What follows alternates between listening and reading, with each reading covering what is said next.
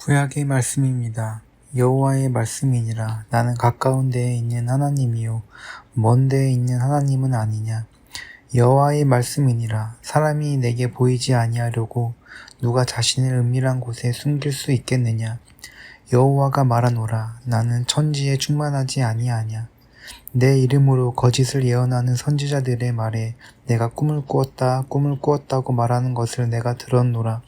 거짓을 예언하는 선지자들이 언제까지 이 마음을 품겠느냐. 그들은 그 마음에 간교한 것을 예언하느니라.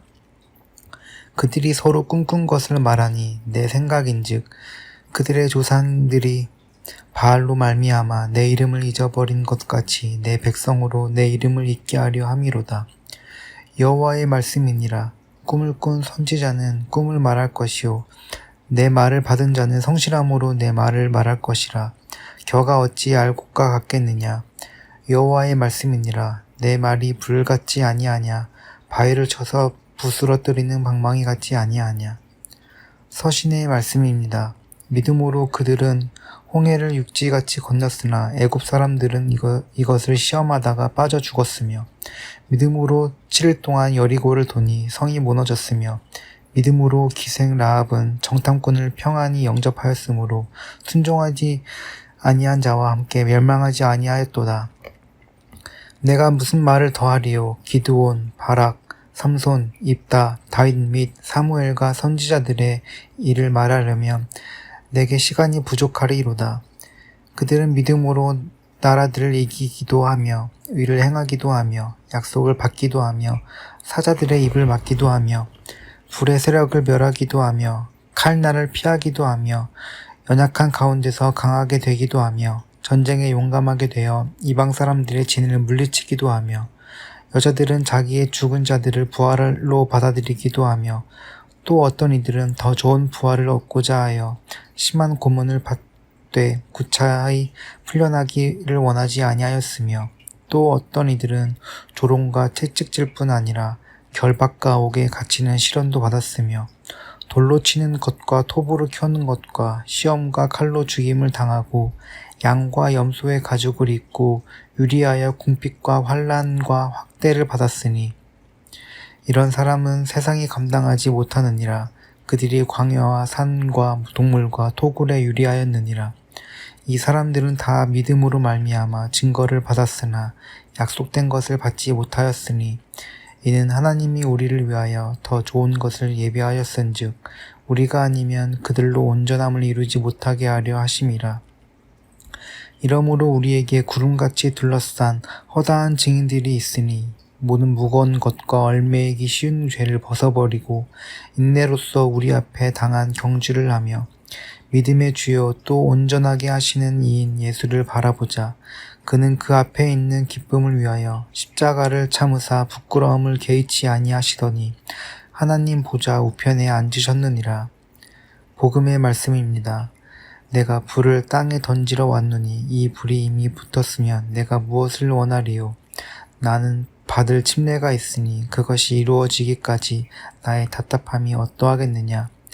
내가 세상에 화평을 주려고 온 줄로 아느냐. 내가 너희에게 이르노니 아니라 도리어 분쟁하게 하려 함이로다.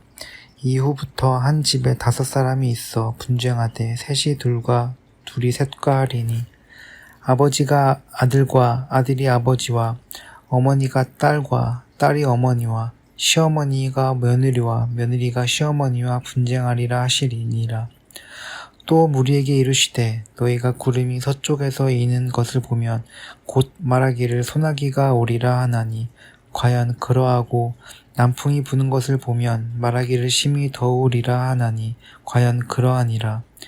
외식하는 자여 너희가 천지의 기상은 분간할 줄 알면서 어찌 이 시대는 분간하지 못하느냐. 다 함께 설교전 기도를 합니다. 말씀 앞에 하나 된 우리들은 하나님의 자녀로서 한 마음으로 하나님께 예배드리오니 말씀으로 여기에 임재하셔서 부끄러운 사연으로 가득한 우리의 마음을 정결하게 하여 주사 온전한 정신과 믿음으로 바른 말씀을 분별할 수 있게 해주십시오. 예수 그리스도의 이름으로 기도드립니다. 아멘. 하나님 우리 아버지와 주 예수 그리스도께서 은총과 평화를 여러분에게 내려주시기를 빕니다. 기독교 신앙에서 하나님을 신뢰한다는 것은 무엇을 의미할까요? 여러분들 스스로 대답해 보십시오. 여러분에게 하나님을 믿는 것이 무엇인지 말입니다. 좋게 대답하는 사람은 구원이라고 답하기도 하겠고, 어떤 이는 건강, 출세 등 현실에서 복을 받기 위해서일지도 모릅니다. 신약 성서에서 히브리서 기자는 이스라엘의 역사를 믿음으로 설명을 하고 있습니다. 정확히 얘기하면 그들의 역사 안에 믿음의 선조에 대한 것입니다. 믿음이란 주제를 설명하기 위한 접근으로 볼 때 불가능한 것은 아니지만 사실 그들의 역사의 전체를 놓고 볼 때는 그의 그 설명이 우스운 얘기일 수도 있습니다. 왜냐하면 그들의 역사는 철저히 실패한 역사이기 때문입니다.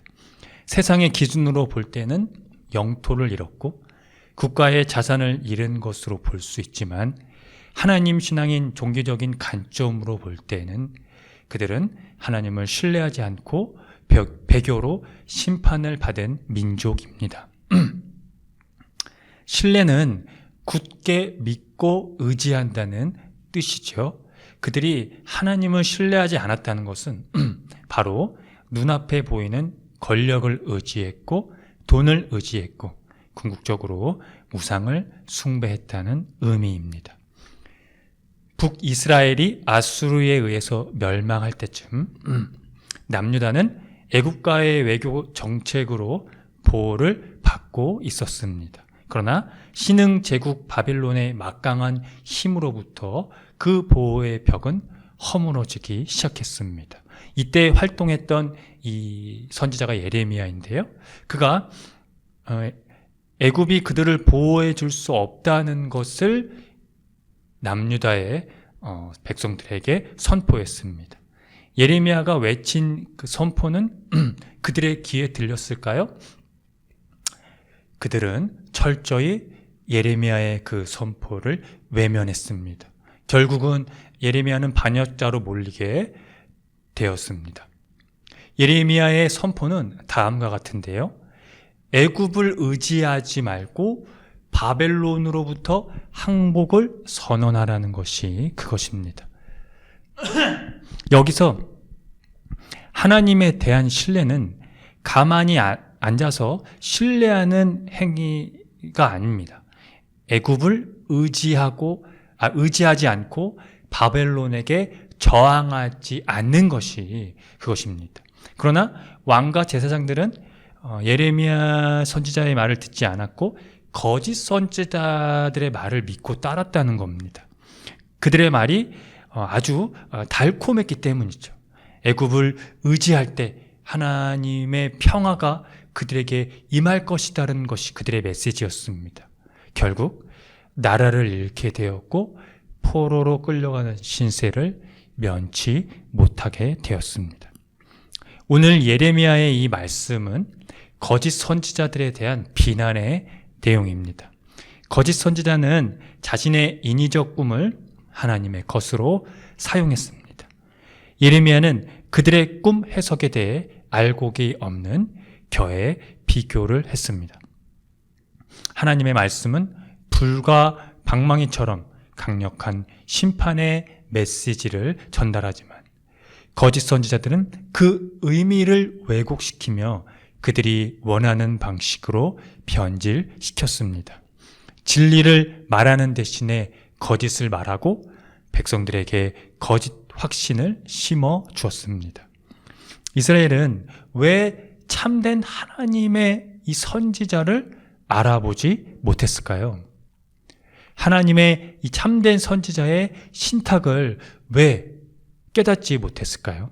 이 질문은 이스라엘의 역사에서 계속해서 유효합니다. 예수님이 그들의 땅에 오셨을 때도 그들은 예수님을 알아보지 못했습니다. 대제사장부터 바리새인까지 자기 주변에서 일어나는 일은 보지 못했습니다.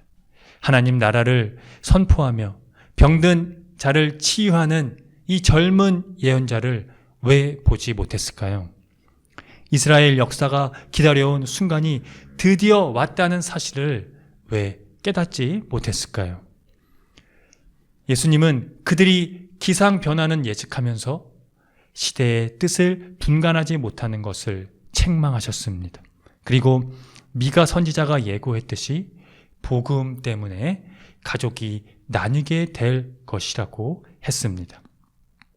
이 미가 선지자의 이 메시지는요, 임박한 위기를 경고하고 있지만 하나님을 온전히 신뢰하는 것이 앞으로 나가는 유일한 길을 촉구하는 데 있었습니다. 예수님이 이 미가 선지자의 예고를 인용한 것은 임박한 위기에서 예수님만이 하나님 앞으로 나가는 유일한 길임을 알리신 것입니다. 그래서 히브리서 기자는 이스라엘의 이 선조들의 이 믿음에 대해 설파를 했다고 말씀드렸잖아요. 그것은 그들의 선조들의 믿음으로 약속의 땅으로 들어가는 홍해를 건넜고 성을 둘러쌌고 그 성을 무너뜨리기도 했으며 칼날을 피하여 나라들을 이기기도 하고 의를 행했다는 것을 서술하고 있습니다. 거기에서 거론된 사람들이 아벨, 에녹, 노아, 아브라함, 사람, 모세, 다윗 등이 순종한 사람들입니다.